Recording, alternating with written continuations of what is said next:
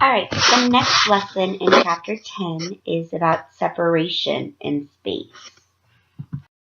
So we are going to look at the space separation postulate, and then we're going to look at what a dihedral angle is and identify the parts of a dihedral angle, and then we're going to define, if you want to get an angle measure of a dihedral angle, what it will look like.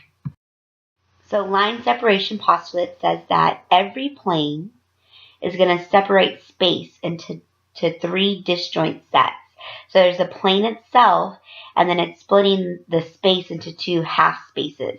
So the three disjoint sets are the plane and then the two half spaces. So it kind of looks like this. So here's space, and then you have the plane here, and then you have this side of this half space, and then this half space. So remember, this is three-dimensional. There's the plane.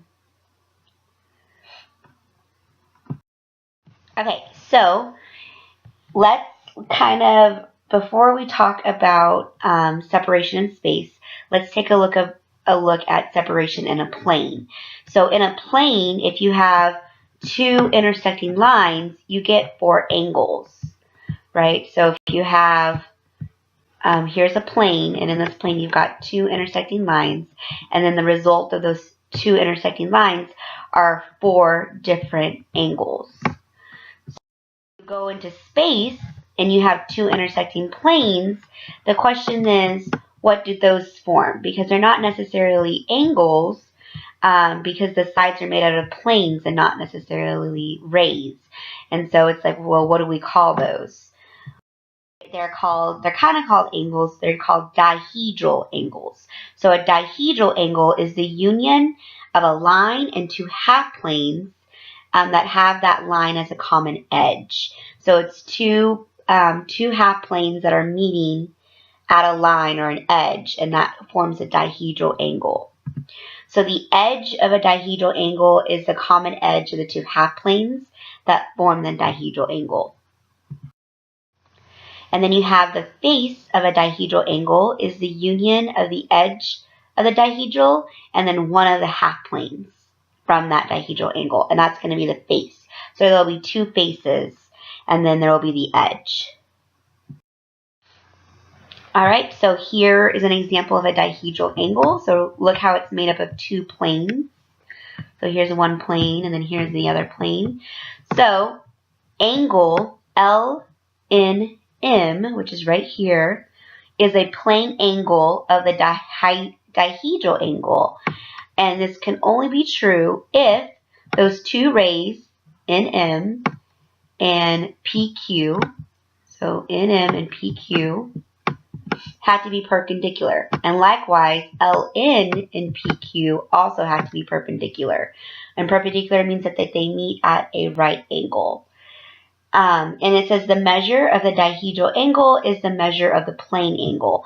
So whatever this plane angle measurement is, so angle LNM, whatever the measurement of that is, the measure of that angle is going to be the measure of the dihedral angle. And so here's the interior of a dihedral angle. All right, so in this figure, we want to name all the dihedral angles.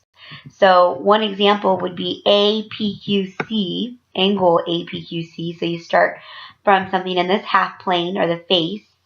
You go to the edge, which is PQ, and then you go to a point on the other edge, or on the other face, which would be C. So you went A, PQ, C.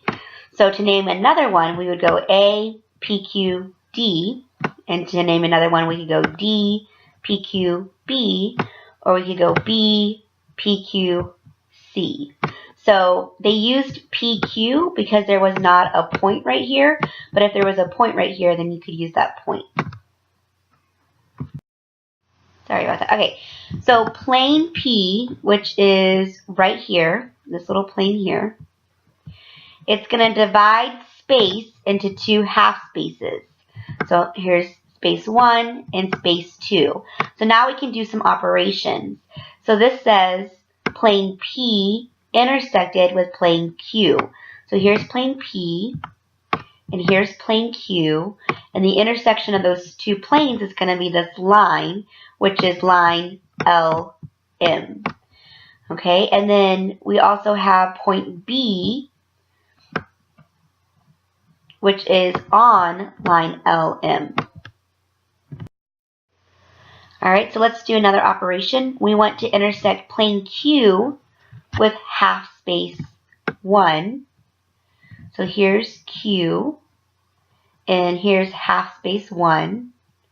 So for that, that means that it would only be the top part over here, because this all down here is space 2. So it would be just this little piece. So we would call that half plane ALM.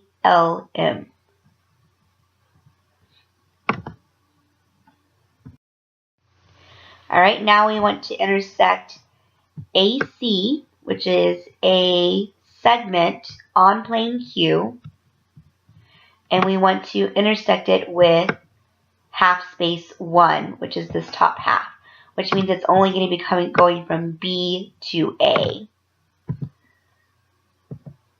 So AB without the endpoint B. Now we want to find line AC, which means that it extends, and it's still plane Q, intersected with half space 2, which is all down here.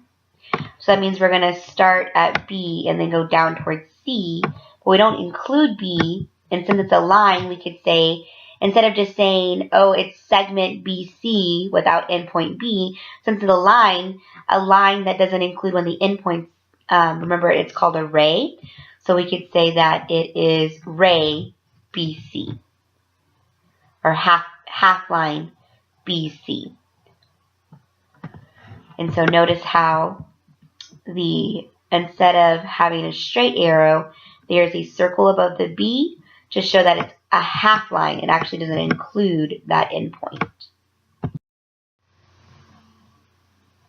So now we want to find the intersection between the dihedral angle DLMA. So here's DLMA. So we're looking at this dihedral angle and the half space 2, which is over here. So if we're looking at what they share, well, they don't share anything, because remember the plane splits space into two half spaces, which means that this right here is by itself, which means they don't share anything, which means that it's the empty set. All right, that's all for separation in space.